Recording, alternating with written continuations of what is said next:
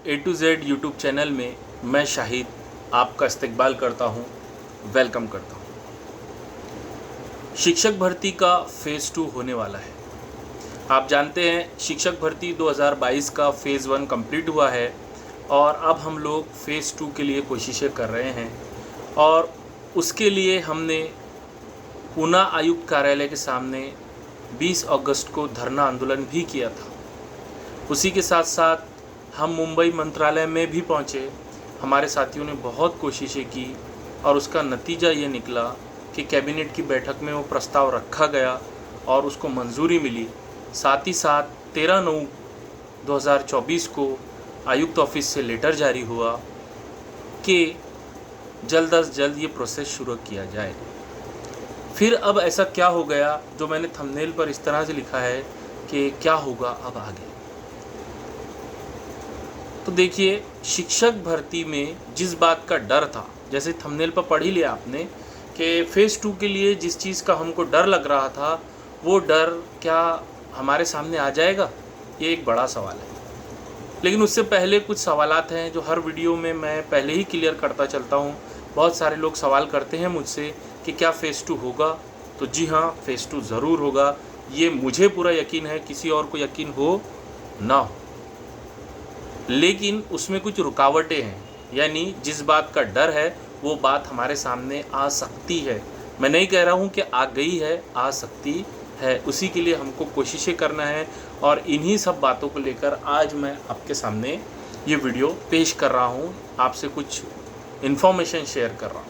तो जैसा कि आप जानते हैं कि 13 तारीख को लेटर जारी हुआ और हम लोग ये सोच रहे थे कि जल्द अज जल्द ये प्रोसेस स्टार्ट होगा, लेकिन उसमें कुछ रुकावटें आई हैं और वो रुकावटें मैंने इससे पहले वाले वीडियो में भी आपसे डिस्कस की थी कि उसमें सबसे बड़ी रुकावट है SC/BC आरक्षण। देखिए, हुआ यूँ है कि पहले से ही वैकेंसी अपलोड हुई थी या तैयार थी, रेडी थी और बिंदु नामावली क्लियर थी, लेकिन अभी फ़िलहाल एक नया आरक्षण इसमें ऐड हुआ है, SEBC आरक्षण, जिसको कि आप मराठा आरक्षण भी कह सकते हैं।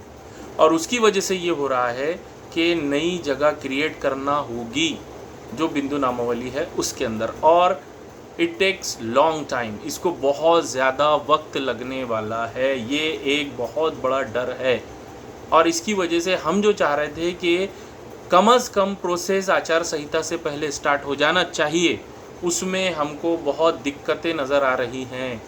जब बार बार इन्फॉर्मेशन निकाली जा रही है तो हमको ये वहाँ से रिप्लाई मिल रहा है कि अभी तक SC/BC आरक्षण की वजह से बिंदु नामावली क्लियर नहीं हुई है। और हमको, आप सब लोग अगर फ़ेज़ 1 में इन चीज़ों के बारे में जानते होंगे तो आपको मालूम होना चाहिए कि कितना ज़्यादा वक्त लगता है बिंदु नामावली क्लियर होने में। तो सबसे बड़ा डर तो यही वाला है।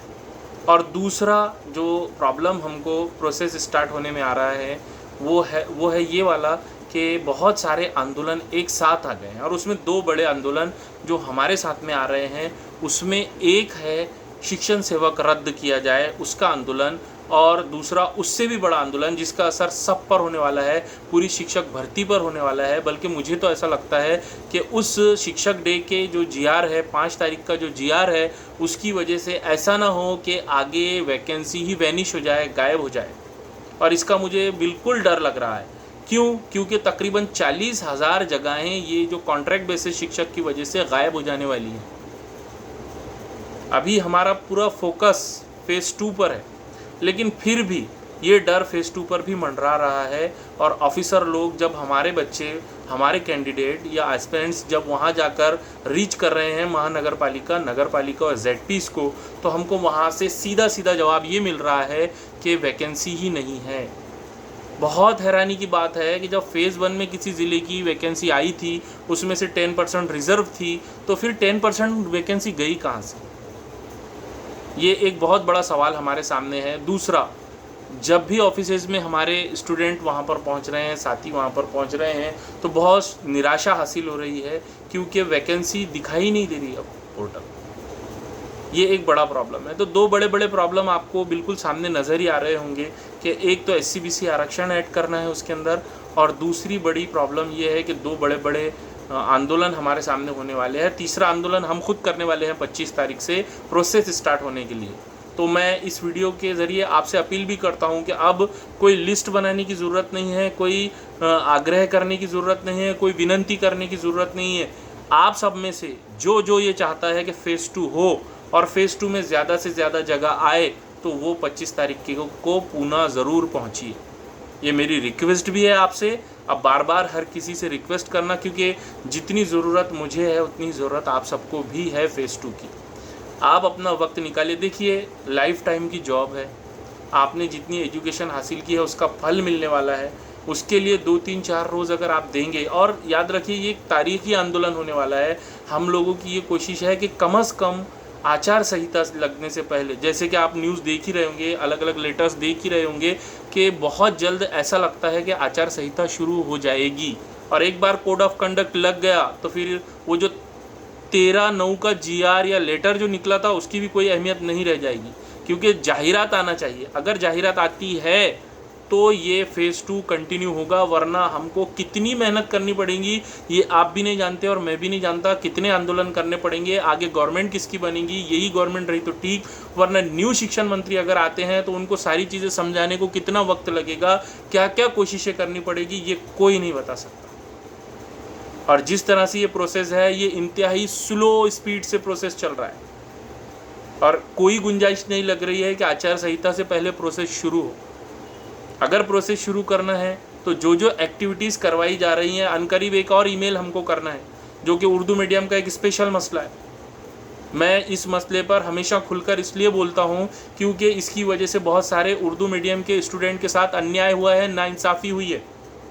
हमारी सीटों को हथिया लिया गया है, और वो एक मुद्दा तो उसमें से क्रॉस मीडियम का है जो कोर्ट में है। दूसरा लेकिन बड़ा मुद्दा हमारे सामने है, वो है आइसोलेटेड का। बार बार मैं हर वीडियो में आइसोलेटेड के मुतालिक आप सबको इन्फॉर्म कर रहा हूँ, और ये ग्रुप अभी भी एक्टिव है। एक ज़िले के अंदर उस ग्रुप के 2 लोगों को जो आइसोलेटेड पर सिलेक्शन हुआ था रोक लिया गया। अब वो लोग आयुक्त, उनकी डेयरिंग देखिए, उनकी एक तो चोरी, उस पर सीना जोरी देखिए कि वो लोग अब आयुक्त साहब को मिलने के लिए जाने वाले हैं इस मुद्दे को लेकर। आयुक्त साहब से उनका अहवाल मंगाया गया है, वो ज़िले में मार्गदर्शन मंगाया गया है, गाइडेंस मंगाया गया है कि ये 2 आइसोलेटेड के बंदे हमारे यहाँ मिले हैं, इनका हमको क्या करना चाहिए। तो वो उनका जो ग्रुप है वो फिर से एक्टिवेट हो गया है, और वो लोग, मेरे पास इस बात के सबूत हैं कि वो लोग सेकंड फेज़ में भी इंटर होने की तैयारी में हैं। वो एक दूसरे से क्वेश्चन पूछ रहे हैं कि अगर प्रेफरेंस आते हैं, एडिट का मौका मिलता है, तो हम लोगों के पास 100 मार्क का उर्दू आइसोलेटेड है, हम लोग उर्दू की जगह पर अप्लाई कर सकते हैं क्या। और उनको जो गाइडेंस करने वाले हैं वो उनको ये कह रहे हैं कि आप अप्लाई कीजिए, जॉब मिलने के बाद देखा जाएगा। लेकिन अभी तो उर्दू मीडियम की वो जगह चली जाएगी। तो लिहाजा मैं आप सबको फिर इन्फॉर्म कर रहा हूँ कि उसके लिए हमने एक ईमेल तैयार किया है, और वो ईमेल एक बार और करना है, और ईमेल का असर पड़ता है। आपने गौर किए होंगे कि पिछली बार जब हमने ईमेल किए थे उसकी वजह से, और वो नॉलेज का पाठ पुरावा किए थे, तो हमारे अखिल भारतीय उर्दू शिक्षक संगठन के जो सर हैं, साजिद निसार सर, उन्होंने हमारी बात शिक्षण मंत्री तक पहुँचाई है। भले से ही हम जो एक्टिविटी करते हैं हमको लगता है कि ये बेकार है, लेकिन वो बेकार नहीं होती, उसका असर पड़ता है। जब कोई चीज़ यकीन से की जाए तो ज़रूर होती है। और इस तरह के मामला जब आते हैं तो मुझे एक ही शेर याद आता है कि इरादे अटल हो तो मौजज़ा ऐसा भी होता है, दिए को ज़िंदा रखती है हवा, ऐसा भी होता है। तो अभी हमारे इस दिए को ज़िंदा रखने की ज़रूरत है। ये उम्मीद का एक दिया है, आप सबको आगे आने की ज़रूरत है। और किसी भी तरीके से जब तक के सेकंड राउंड नहीं लग जाता, सेकंड फेज़ नहीं लग जाता, तब तक हमको हार नहीं मानना है। बहुत सारे लोग हमको डीमोटिवेट कर रहे हैं, बहुत सारे यूट्यूबर यूट्यूब पर वीडियोस बनाकर बच्चों को, हमारे ग्रुप को तोड़ने की कोशिश कर रहे हैं। जिस तरीके से हम अभी निवेदन मुहिम चला रहे हैं, ये फ़ेज़ 1 में भी नहीं चली थी। इतना बेहतरीन पाठ पुरावा फ़ेज़ 1 में भी नहीं हुआ था जो फ़ेज़ 2 में हो रहा है।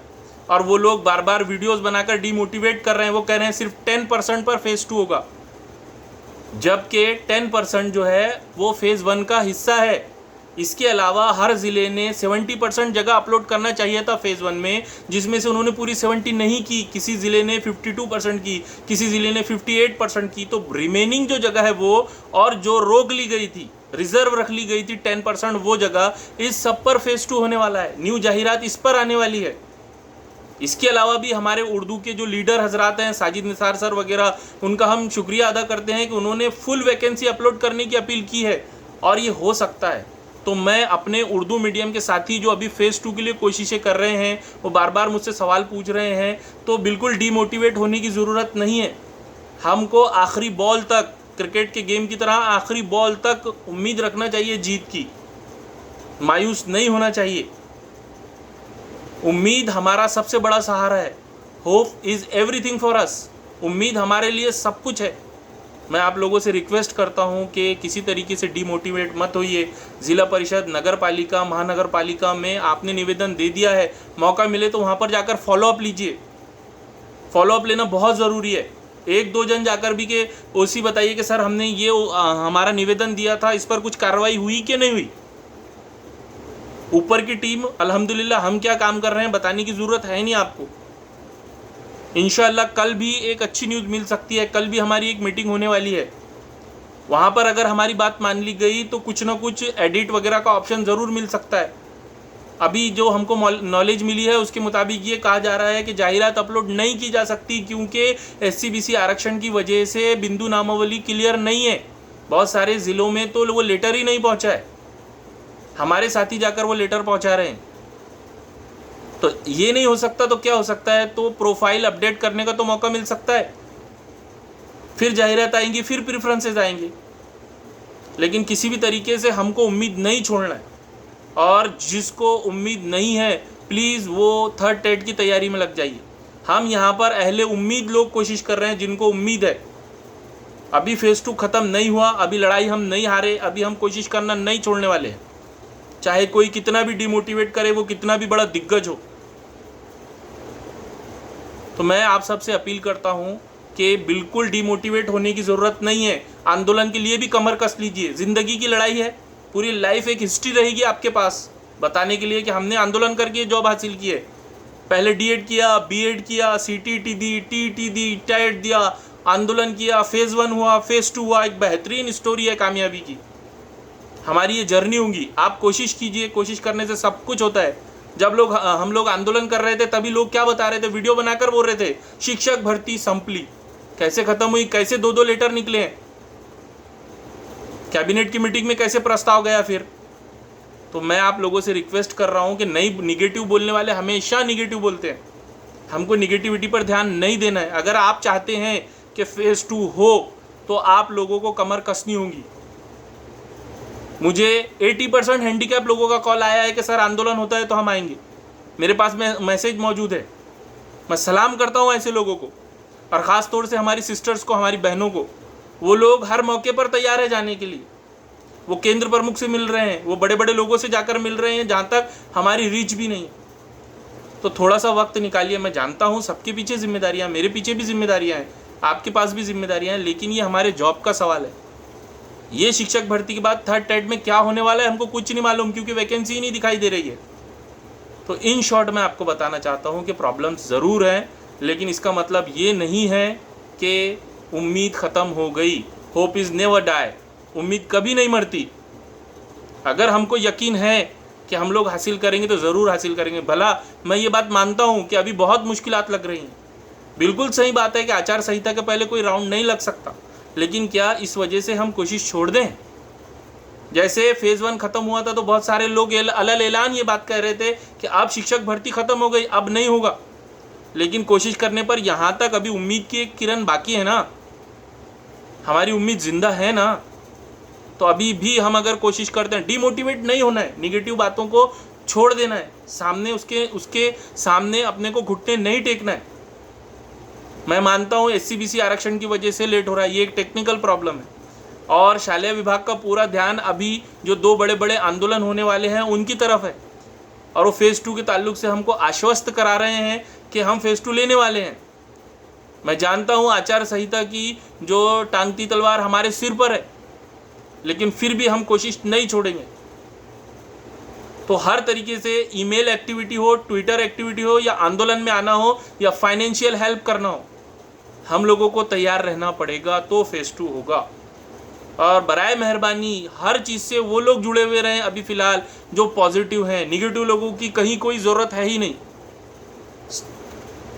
आपको मैं बता दूं कि इतनी पॉजिटिव बातें अभी आने वाली हैं, हम लोग नहीं कह सकते। आपको वैकेंसी भी इंशाल्लाह बहुत ज़्यादा आने वाली है। हमारे बच्चों ने बहुत कोशिश की है, उर्दू की बहुत अच्छी अच्छी न्यूज़ है, कहीं कहीं से ही निगेटिव न्यूज़ है, लेकिन बहुत सारी जगह तो पिछली बार फेज़ 1 में जहाँ जगह नहीं थी वहाँ पर भी 8-8, 9-9, 10-10 जगहें हैं। अगर कोशिश करते हैं हम लोग तो बहुत कुछ हो सकता है। मैं आपसे फिर एक बार पूरी इन्फॉर्मेशन देकर बताता हूँ कि फ़ेज़ 1 हुआ है, फ़ेज़ 2 होगा, हर हाल में होगा, और उसके लिए कोशिशें जारी है। प्रोसेस स्लो इसलिए हुआ है कि उसमें SC/BC आरक्षण को ऐड करना है, और साथ ही साथ बहुत सारे आंदोलन वगैरह हो रहे हैं, लेकिन फिर भी हम वरिष्ठ लेवल पर, ऊपर की लेवल पर बातचीत कर रहे हैं। क्या नतीजा निकलता है, लेकिन इस बात के लिए आप लोग तैयार हो जाइए कि निवेदन देना हो, ईमेल करना हो, ट्विटर मुहिम चलानी हो, या फिर लास्ट मोमेंट पर 25 तारीख को जो आंदोलन है उसमें आना हो और उसके लिए फाइनेंशियल हेल्प करना हो। इसके लिए प्लीज़ तैयार रहिए।